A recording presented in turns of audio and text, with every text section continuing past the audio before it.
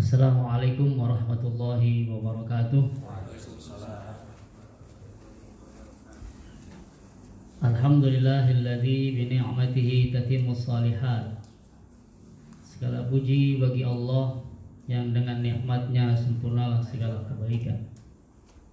Wassalatu wassalamu ala nabiyyina Muhammad wa ala alihi wa sahbihi wa man tabi'ahum bi ihsanin ila yaumil qiyamah. Salawat dan salam semoga senantiasa tercurahkan kepada Nabi kita Muhammad sallallahu alaihi wasallam serta keluarga dan para sahabatnya, dan kepada siapa saja yang mengikuti mereka dengan benar sampai hari kiamat. Amma ba'du, Allahumma inna nas'aluka ilman nafi'a wa rizqan thayyiba wa amalan mutaqabbala. Allahumma ya Allah, sungguhnya kami mohon kepadamu ilmu yang bermanfaat, rezeki yang baik, dan amal yang diterima. Amin, Allahumma amin. Bapak Ibu, saudaraku sekalian, rahimani wa rahimakumullah. Bang Fardan ya, alhamdulillah. Dan Bapak Ibu majelis apa nih? Kurma apa tuh? Kita kurang makan. Kajian bulanan buat remaja, bapak-bapak dan mak-mak. Oh, iya. Tapi saya lihat kayak gak ada kurma di sini. Ada Pak, tinggal Ada? dikit tapi. Baik. Kata Nabi SAW dalam salah satu hadis yang sahih, hakul muslim alal muslim situn. Hak seorang muslim dengan muslim yang lain itu ada 6.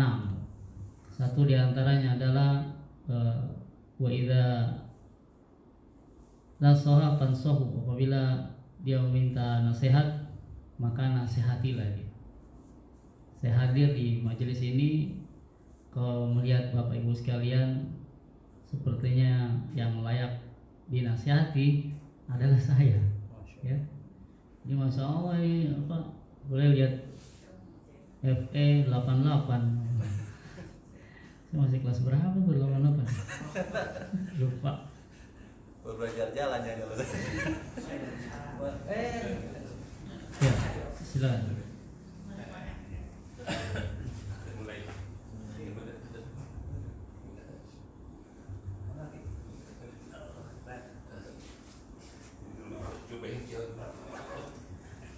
Kita juga bersyukur kepada Allah Subhanahu wa taala bahwasanya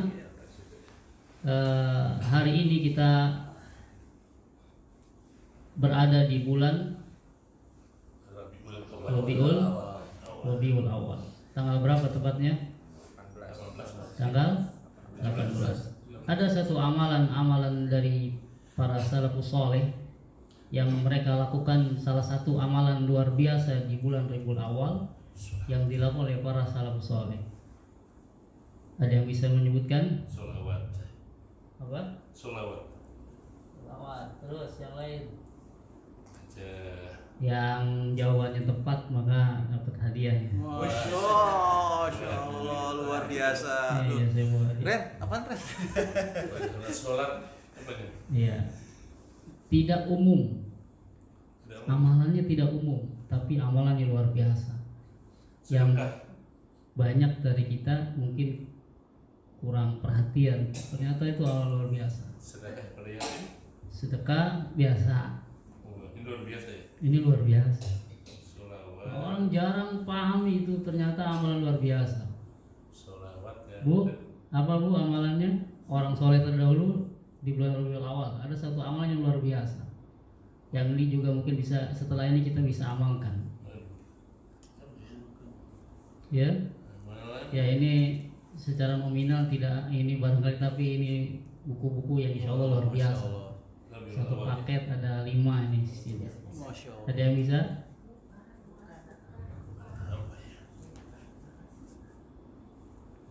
Sudah 4 tahun kan berjalan ya majelis ini? Sudah 4 tahun Pak.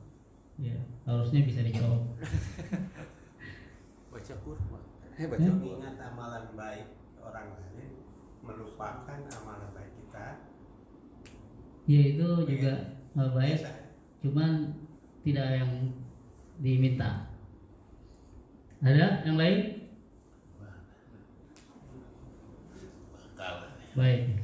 Nyerah. Ada seorang ulama yang bernama Mu'ala bin Al-Fadl.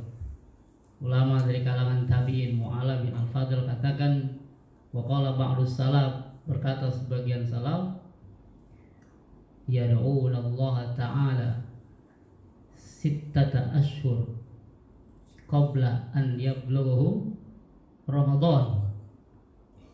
Oh. Fahim tuh?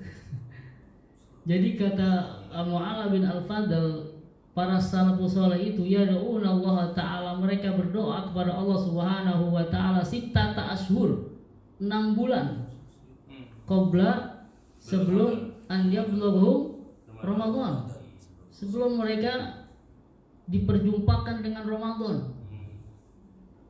Siapa yang bisa ngitung dengan cepat sebelum Ramadan 6 bulan mundur, bulan apa? Ramadan. Jangan ke depan, itu mundur. Muharram, Safar, Maulid, ya Maulud. Bulan Rabiul Awal. Awal. Masya Allah. Jadi di bulan Rabiul Awal mereka sudah berdoa, Allahumma Bariklah. balikna Ramadan. Ya Allah, sampaikan kami pada bulan Ramadan. Itu 6 bulan. Ada nggak di antara kita nih, bapak-bapak, ibu-ibu, dari sekarang sudah doa sama Allah, Allahumma balikna Ramadan. Anu balik benar Ramadan. Ya Allah, sampaikan kami pada bulan Ramadan. Ada? Ya? Baru. Langsung amalkan ya. Kalau kita kan diajarkannya oleh kiai-kiai kita, ustaz-ustaz kita dulu, ya. Apa itu hadisnya dhaif begitu? Apa? Ada yang hafal? Mulai bulan Rajab kita diajar. Ya Allah barikana fi ma Iya, razaqtana. jadi. Bi barik ulwa. Nah, udah gitu kalau ibu-ibu biasanya pakai lagu lagi, dinyanyiin lagi. Allahumma barik lana gitu ya. Iya. Fi Rajab Wa Sya'ban. wa Sya'ban wa balikna Ramadan. Iya. 3 bulan. Ya kualitas kita beda lah sama para sahabat tabi'in dan tabi'ut tabi'in ya. Kalau mereka 6 bulan sebelum Ramadan, Kita ada di antara kita yang 3 bulan sebelum Ramadan. Iya. Ya.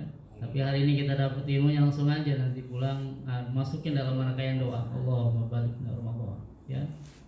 Jangan lagi ngurusin PPS, sudah selesai PPS mah. Fokus ibadah, ya kan? Ke situ. Jadi doa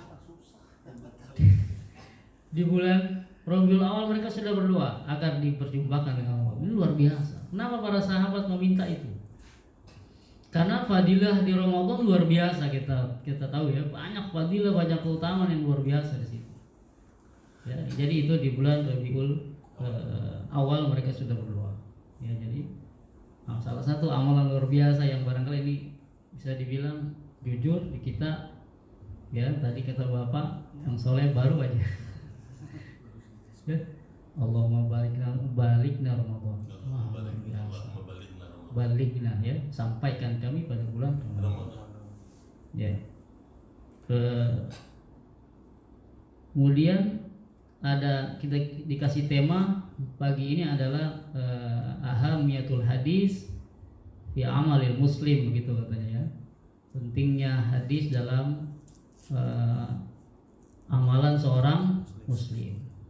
Kalau kata orang petukangan, bukan sekedar penting, tapi pakai banget. Ini tema luar biasa sebetulnya kalau saya lihat. Sekaligus membantah orang-orang yang punya paham ingkar sunnah. Ini tema luar biasa sebetulnya. Ya. Ini nanti ini ya, secara langsung di share begitu ya. Ya, ini slide. Mudah-mudahan orang-orang yang ingkar sunnah dengar. Mana bisa gitu ya mengingkari sunnah, ya. Padahal ketika mereka mengingkari sunnah, maka secara otomatis mereka akan mengingkari apa? Orang yang mengingkari sunnah sudah dipastikan dia akan mengingkari Al-Qur'anul Karim. Mengapa demikian? Karena perintah beramal dengan sunnah, perintah beramal dengan hadis adalah merupakan perintah siapa? Allah Subhanahu wa ta'ala. Ada yang bisa menyampaikan dalilnya? Ada 3 kurang lebih. Ada 1, siapa yang bisa bacakan dalilnya? Bahwa kita diperintahkan untuk mengikuti sunnah. Perintah secara langsung ya, itu salah. Lagi-lagi tadi kurang jawab ini. Ada lagi masih kesempatan. Yang bisa baca 1 dalil ini menjadi hadiah. Masya Allah. Atiullah wa ati Rasul. Atiullah apa tuh? Surat apa tuh? An-Nisa ayat 59. Hah? An-Nisa ayat 59. Anisa? Ayat 59. Iya, barakallah. Luar biasa. Dapat habatus sauda dong.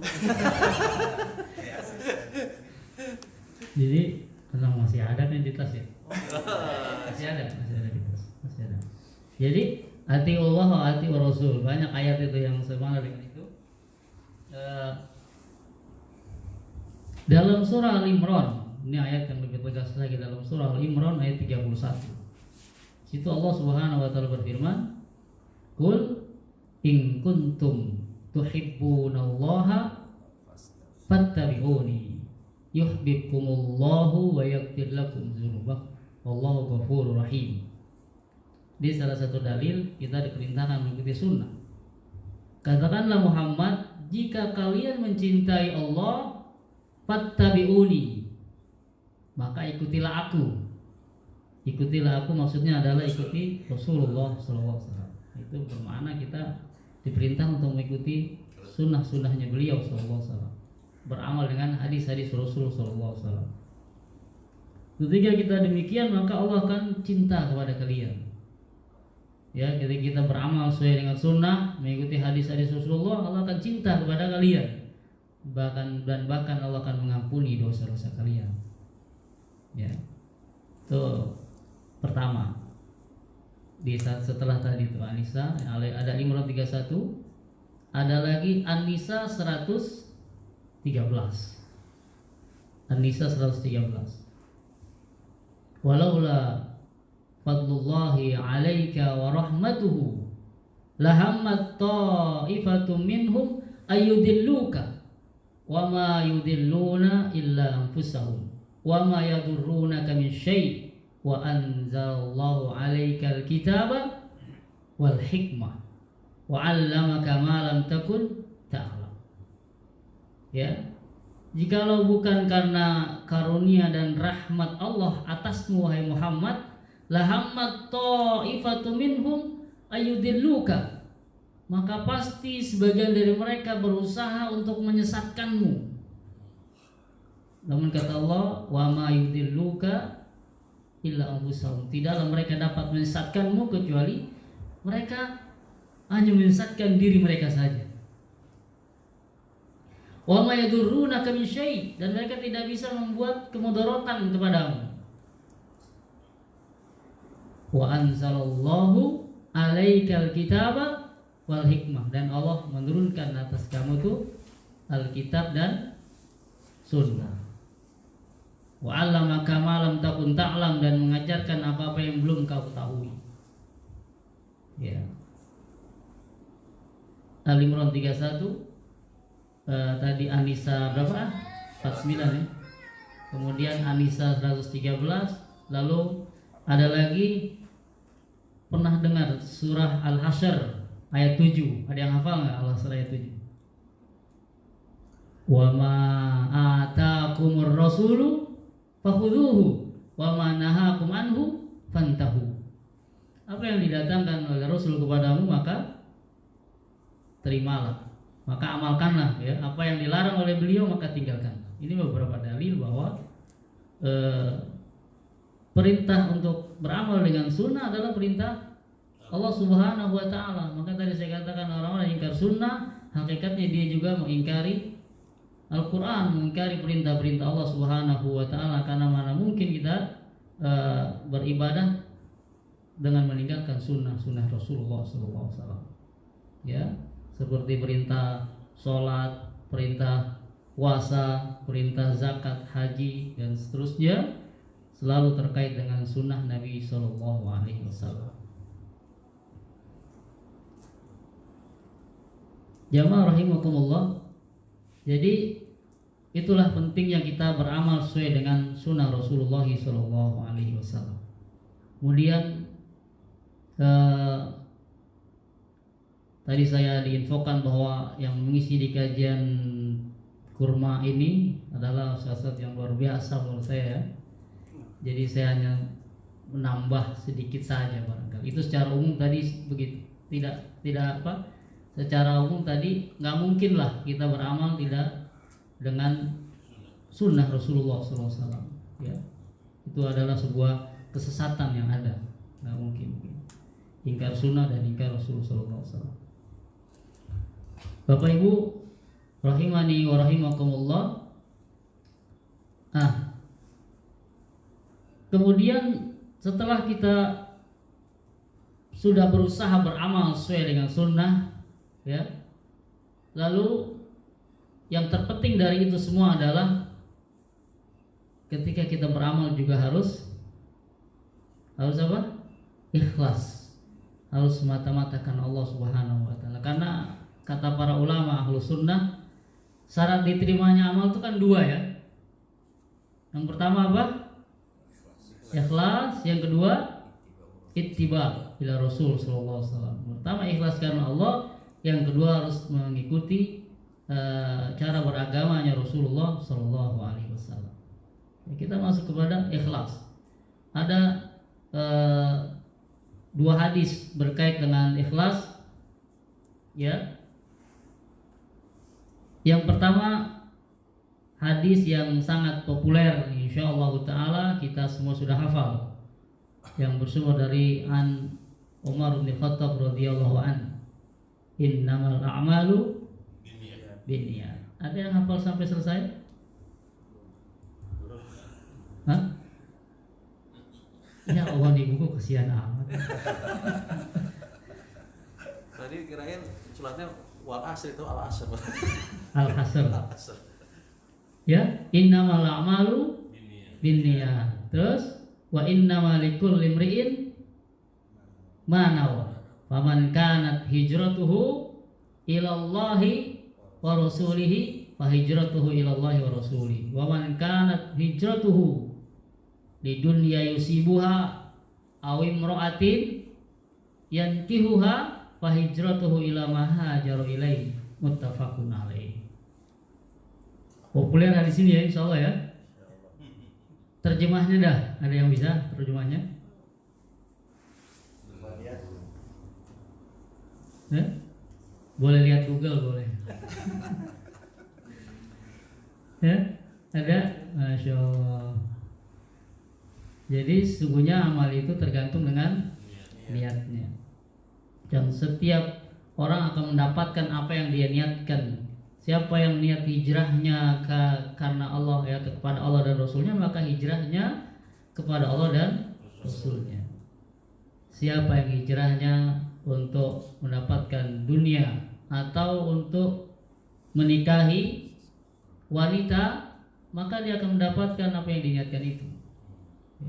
Singkat, asbabul wurud hadis ini adalah dahulu ada orang hijrah bukan karena Allah dan Rasulnya, tapi dahulu ada orang hijrah hanya ingin menikah dengan seorang wanita yang namanya Ummu Qais, sehingga orang itu terkenal dengan julukan muhajir Ummu Qais, orang yang berhijrah karena Ummu Qais. Di Kabul ketika hijrah dia bertemu dengan Ummu Qais dan dia menikah dengan Ummu Qais. Itu asbabul wurud di dalam hadis itu ya. Kalau Al-Quran kan asbabun nuzul ya, kalau hadis asbabul wurud. Jadi penting kita menjaga niat ya. Kemudian terkait dengan hadis ini ada orang yang, mohon maaf ya, ada yang bekerja di misalkan di tempat hiburan malam gitu ya. Bahkan ada orang yang bekerja di pabrik bir misalnya gitu. Sering kita dengar, itu mah kan tergantung niatnya. Saya bekerja di sini ya, ya tidak melakukan hal yang dilarang oleh Allah Subhanahu wa taala gitu. Karena ada hadisnya katanya, innamal a'malu binniyat. Saya bekerja di sini untuk menafkahi anak istri. Kalau ada orang yang seperti itu berdalil dengan hadis ini, benar apa enggak? Sahih atau enggak? Hah? Betul enggak, Pak? Nah, di salah satu buku ini ada penjelasannya. Innamal a'malu binniyat itu ada di salah satu buku ini. Nah, ini apa? 40 hadis, sarah 40 hadis. Hadis yang tadi di posisi pertama. Ya, itu ada penjelasan para ulama di situ. Jadi innamal a'malu binniyat yang dimaksud adalah ya amal-amal soleh ya. Tidak bisa dikaitkan dengan urusan yang lain gitu. Ini nilai amal-amal yang bernilai ibadah kepada Allah Subhanahu wa taala. Itu hadis yang pertama ya. Kemudian hadis yang kedua ini lumayan cukup panjang. Jadi karena panjang saya boleh nyontek ya.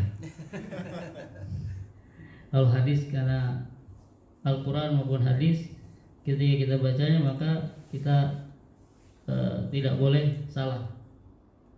Karena ini hadis yang terkait dengan masalah niat yang juga keikhlasan yang sangat penting. Saya ambil dari sebuah kitab yang juga kitab sangat populer di kalangan para thalibul ilmi, kitab yang berjudul Ad-Durusul Yaumiyah, ditulis oleh seorang Syekh Dr. Rashid bin Hussein Al-Abdul Karim hafizallahu ta'ala. Kalau tadi hadis pertama dari Umar bin Khattab radhiyallahu an, kemudian di hadis kedua yang terkait dengan ikhlas, dan hadisnya lumayan cukup panjang ini adalah bersumber dari An Abi Hurairah radhiyallahu anhu qala sami'tu Rasulullah sallallahu alaihi wasallam yaqul inna awwalan nasi yuqda yaumal qiyamati alaihi rajulun ustushida fa'utiya bihi fa'arafahu ni'amahu fa'arafaha qala fama amilta fiha qala qataltu fika hatta ustushidtu qala kazzabta lakinnaka qatalta li an yuqal jari'un faqad qila summa umira bihi fasuhiba ala wajhihi hatta ulqiya finnar. Jadi kata Nabi SAW, manusia yang paling awal diadili nanti pada hari kiamat ada 3. Yang pertama, rajulun ustushida, seorang yang mati apa? Mati syahid. Fa'utiya bihi, didatangkanlah orang ini yang dulu mati syahid ketika di dunia. Kemudian setelah didatangi, fa'arafahu ni'amahu fa'arafaha, diceritakanlah tentang atau diinfokan kepadanya tentang nikmat-nikmat Allah kepadanya. Fa'arafaha, dia pun mengetahui nikmat-nikmat itu. Lalu Allah Subhanahu wa taala bertanya, "Fama fa'alta fiha?" Apa yang kau lakukan dengan nikmat-nikmat itu? Kata orang yang mati syahid, qataltu fika, aku berperang karenamu, hatta ustushidtu, sehingga aku mati syahid. Namun kata Allah Subhanahu wa taala, kadzabta, engkau bohong, engkau dusta. Lakinnaka qatalta li an yuqal jari'un, akan tapi engkau tuh berperang agar engkau dikatakan sebagai seorang pemberani, jari'un, seorang pemberani. Faqad qila, dan sungguh engkau telah mendapatkan julukan itu. Orang tahunya engkau adalah seorang yang sangat pemberani. Jadi niatnya bukan karena Allah Subhanahu wa taala. Lalu summa umira bihi fasuhiba ala wajhihi, diperintahkanlah dia agar diseret di atas wajahnya hatta ulqiya finnar, sampai dia dilemparkan ke dalam neraka. Orang kelompok manusia yang kedua yang nanti diadili oleh Allah Subhanahu wa taala adalah rajulun ta'allamal ilma wa 'allamahu wa qara'al Qur'an fa utiya bihi fa arafa ni'amahu fa arafaha qala fama fa'alta fiha qala ta'allamtul ilma wa 'allamtahu wa qara'ta fikal Qur'an qala kazzabta walakinnaka ta'allamtal ilma liyuqal alimun wa qara'tal Qur'ana liyuqal huwa qari faqad qila summa umira bihi fasuhiba ala wajhihi hatta ulqiya fil nar. Kelompok yang manusia yang kedua adalah nanti yang diadili oleh Allah Subhanahu wa taala, orang yang belajar ilmu dan mengajarkannya. Bisa kita semua, orang yang belajar ilmu dan mengajarkannya, serta orang yang membaca Al-Qur'an. Didatangkan nanti mereka ini lalu ditanya, "Fama fa'alta fiha?" Apa yang kau lakukan dahulu dengan nikmat-nikmat Allah yang begitu banyak? Kata orang yang belajar ilmu ini, ya, orang belajar ilmu yang mengajarkannya dan baca Quran, aku lakukan itu semua karenamu ya Allah. Tapi Allah jawab, qala kadzabta, engkau dusta. Kau belajar ilmu agar engkau dikatakan sebagai orang alim, dan kau membaca Al-Quran agar engkau dikatakan sebagai seorang qari. Ya. Jadi salah niat dalam hal ini, kemudian sama seperti orang yang mati syahid, diperintahkan dia diseret di atas wajahnya lalu dia dilemparkan ke dalam neraka.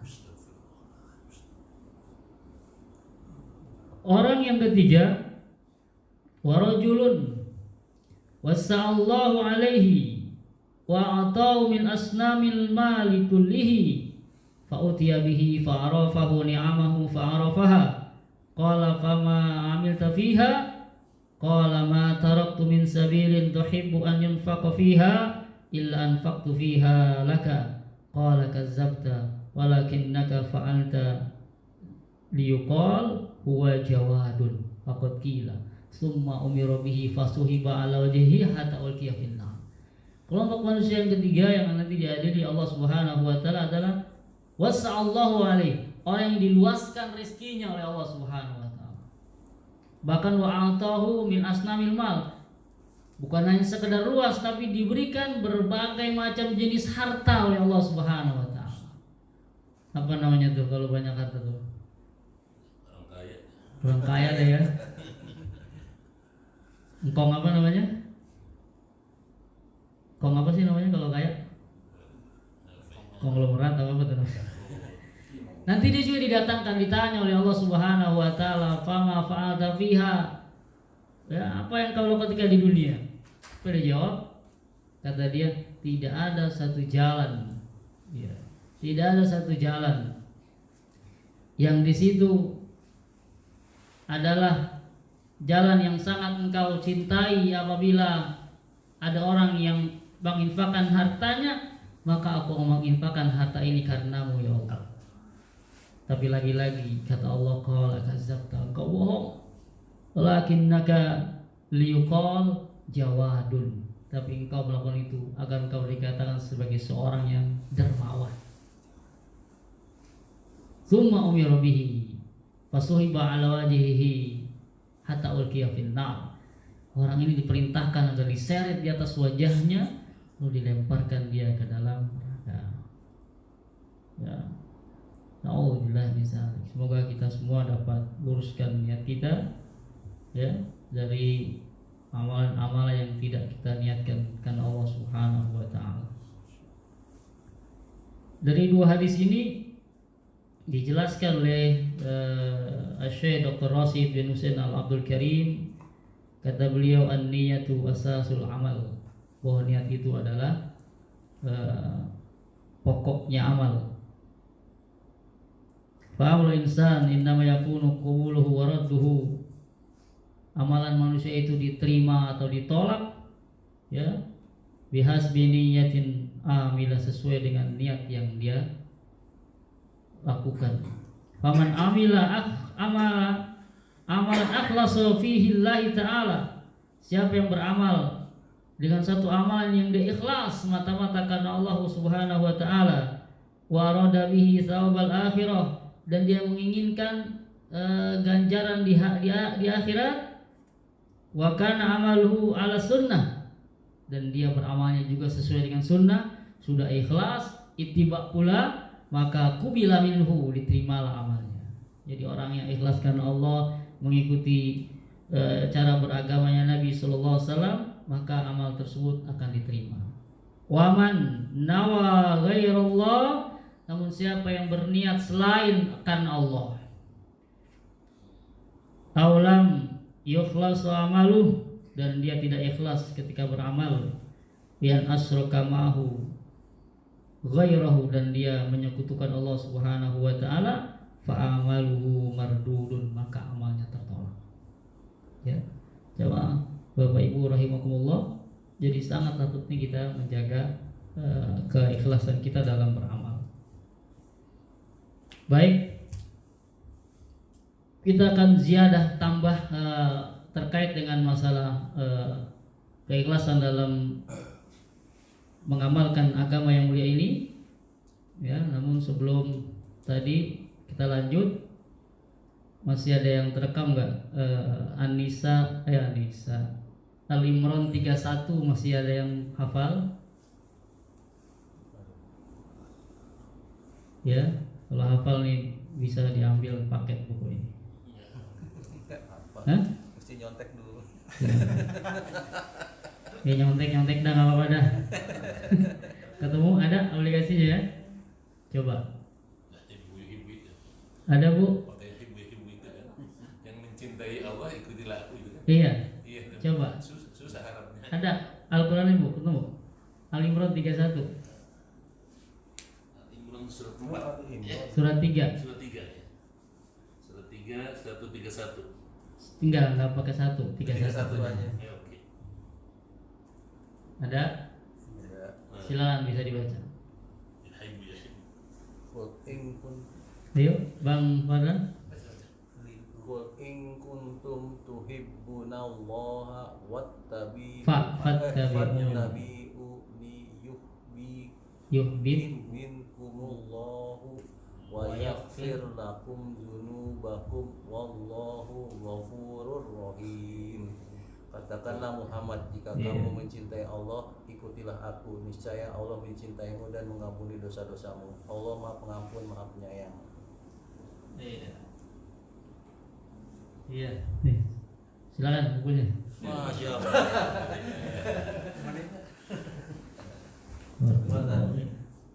Sebetulnya sih sekali Bang Farhan nggak jawab, tetap saya mau kasih.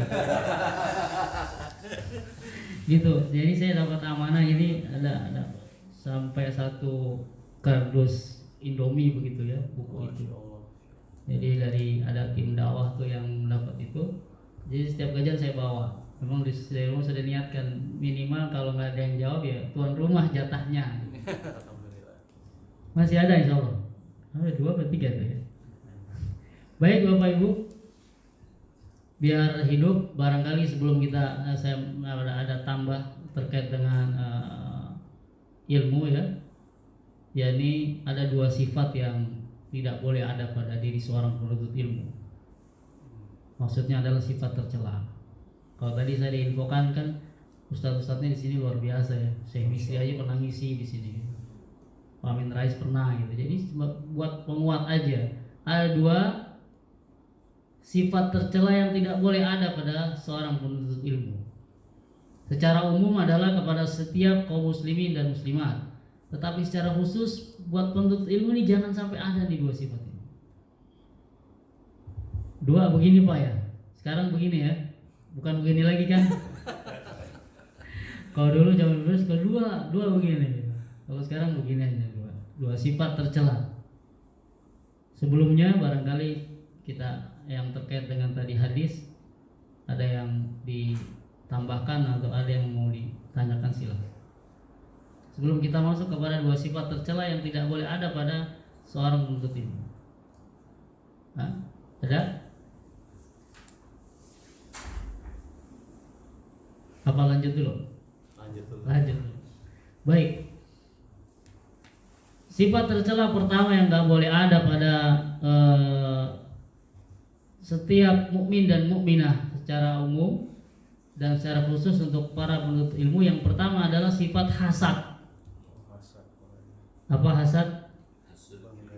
Iri, dengki gitu ya. Ada banyak ayat yang terkait dengan larangan hasad. Ya, lagi-lagi dibuka soal siapa yang bisa. Di dalam Al-Quran surat An-Nisa. An-Nisa artinya apa? Perempuan. An-Nisa ayat 32. Dalam surah An-Nisa ayat 32, ini ayat melarang kita dari melakukan hasad atau iri. A'udzubillahi minasyaitonirrajim. Wala tatamannau ma faddalallahu bihi ba'dakum ala ba'din. Lirrijali nasibum mimma iktasabu walin nisa'i nasibum mimma iktasabu. Was'alullaha min fadli innallaha kana bikulli syai'in alima. Apa katanya? Wala tatamannau, janganlah kalian iri. Ma faddalallahu bihi ba'dakum ala ba'din, terhadap karunia atas sebagian kamu kepada sebagian yang lain. Karunia yang Allah berikan kepada sebagian kamu atau sebagian yang lain. Karena lirrijali, bagi laki-laki, nasibum mimma iktasabu, ada bagian dari apa yang mereka usahakan. Walin nisa'i nasibum mimma iktasabun, begitu pula bagi wanita ada bagian dari apa yang mereka usahakan. Was'allahu min fadli, mohonlah kepada Allah karunia-Nya. Innallaha kana bikulli syai'in alima, sesungguhnya Allah Maha mengetahui atas segala sesuatu. Jadi hasad dilarang kita. Ya, hasad dilarang oleh Allah Subhanahu wa taala. Karenanya dalam rangkaian zikir pagi dan petang, bahkan dalam setiap kita selesai melakukan sholat, ada salah satu surat yang dalam rangkaian zikir kita nggak boleh kita tinggalkan. Surat apa? Surat apa? Ini yang besar bisa. kalau Al-Ikhlas. dari pancingan buku ya. Al-Ikhlas. Ada minimal 7 kali satu surat terkait dengan ini ya, hasad ya. Dalam zikir pagi dan petang surat itu dibawa di setiap sholat yang 5 waktu kita dibaca juga. Karena surat Barakallahu. Ini Pak. Tapi surat Al-Falaq Bapak hafal ya? Ya kudu hafal, kan itu ayat berlindung kita dari sifat dari orang yang dengki. Jadi wajib hafal tuh. Qul a'udzu birabbil falaq min syarri ma khalaq wa min syarri ghasiqin wa min syarri nafasati fil 'uqad wa min syarri hasidin iza hasad. Kita berlindung dari orang yang, dari kejahatan orang yang hasad apabila dia hasad. Begitu. Nah, dari ayat ini ada 4 poin yang kita kembangkan ya terkait dengan hasad. Yang pertama makna hasad. Poin pertama makna hasad. Yang kedua adalah alamatul hasad, tanda-tanda hasad. Kemudian yang ketiga akibatus syarri minal hasad, dampak buruk dari hasad. Kemudian yang keempat adalah jawaul hasad. Pertama makna hasad, kedua adalah alamatul hasad, tanda-tanda hasad. Yang ketiga adalah akibatus syarri minal hasad. Kemudian yang keempat jawaul hasad. Makna hasad, tanda hasad, akibat buruk dari hasad. Yang keempat obat dari hasad.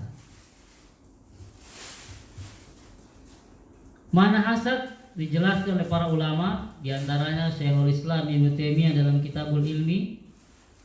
Kata beliau, hasad itu adalah seseorang membenci nikmat yang ada pada orang lain.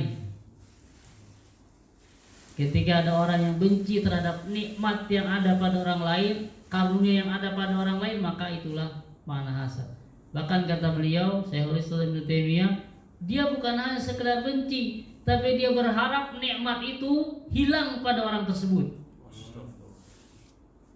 nggak mau ada, kalau bisa nikmat itu hilang. Dewan itu mana hasad yang jelas dalam kitabul ilmi oleh Syekhul Islam Ibnu Taimiyah. Sadis ya.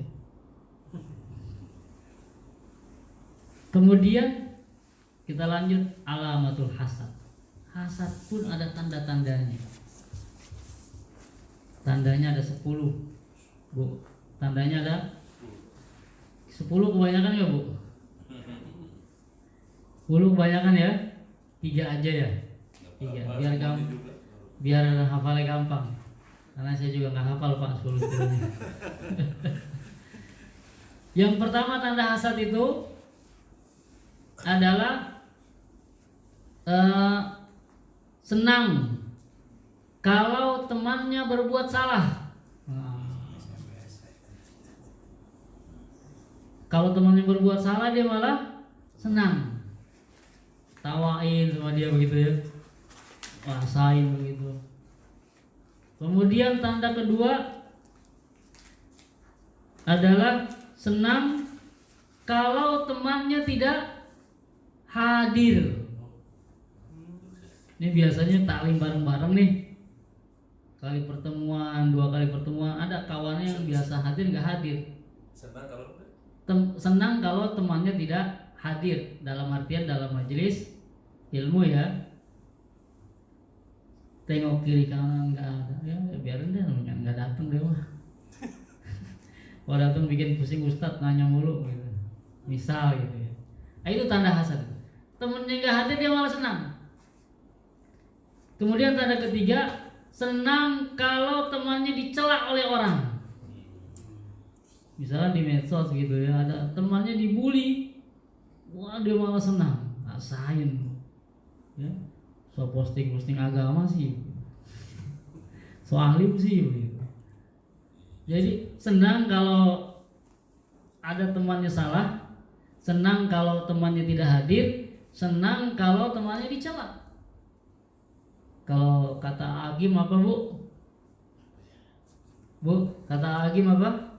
SMS begitu ya. Senang melihat orang susah melihat orang senang. Itu tanda hasad. Dia 3 aja biar gampang hafalnya. Kemudian akibatus syarri minal hasad. Dampak buruk dari hasad itu apa aja? Ada 8 tandanya. Kita juga cukupkan 3. Yang pertama, dampak buruk dari hasad adalah ya, dia menolak ketentuan Allah Subhanahu wa taala. Hakikatnya dia sedang menolak ketentuan Allah Subhanahu wa taala. Karena ketika seseorang mendapatkan nikmat, mendapatkan karunia yang besar, itu kan yang memberikannya Allah Subhanahu wa taala, ya tidak?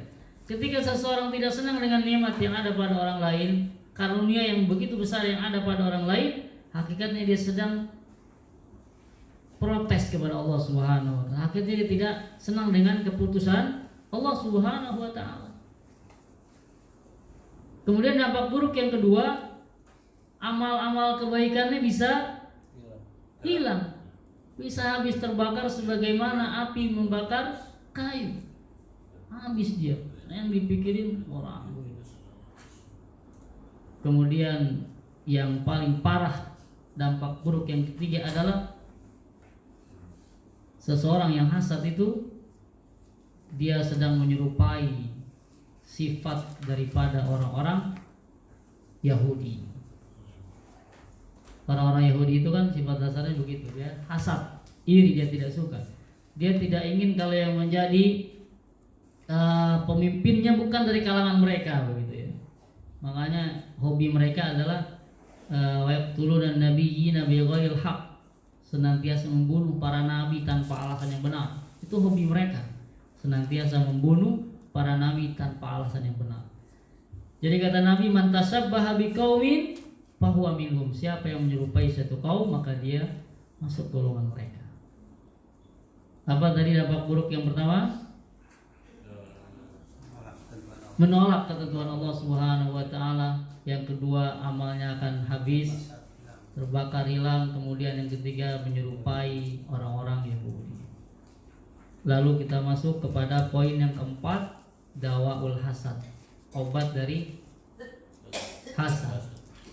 Sebelum kita masuk poin yang keempat, ada satu kisah menarik, ada satu cerita. Bapak Ibu, boleh saya cerita sedikit terkait dengan hasad. Jadi judulnya hasad membawa petaka. Jadi dulu ada seorang khalifah namanya Al-Mu'tasim. Pernah dengar kisah ini? Ada seorang presiden namanya Al-Mu'tasim. Begitu kalau kata kita sekarang mah presiden dah ya. Kan presiden itu punya wazir. Apa wazir? Punya pembantu-pembantu, punya menteri begitu ya. Ada menteri-menteri banyak menterinya. Kalau di kita pakai wakil segala begitu ya. Ada menteri yang unik di kita sekarang. Ya. Yang cerdas malah wakilnya. Yang menguasai bidang itu malah wakilnya. Ada yang tahu menteri apa? Kok ke situ ya? Ada yang tahu nggak? Justru yang menguasainya wakilnya. Yang jadi menterinya nggak kuasai itu. Ya. Malah khutbah kagak pakai sholawat. Mudeng? Nyambung? Sholawat kagak, khutbah kagak pakai sholawat, itu gimana ceritanya? Kalau saya sih membaca ini jangan-jangan Nabi nggak suka memang disebut namanya. Ngantur dikit ya. Jadi kan dia sebelum-sebelumnya kan meremehkan sunnah gitu ya. Segala bahas celana cingkrang lah.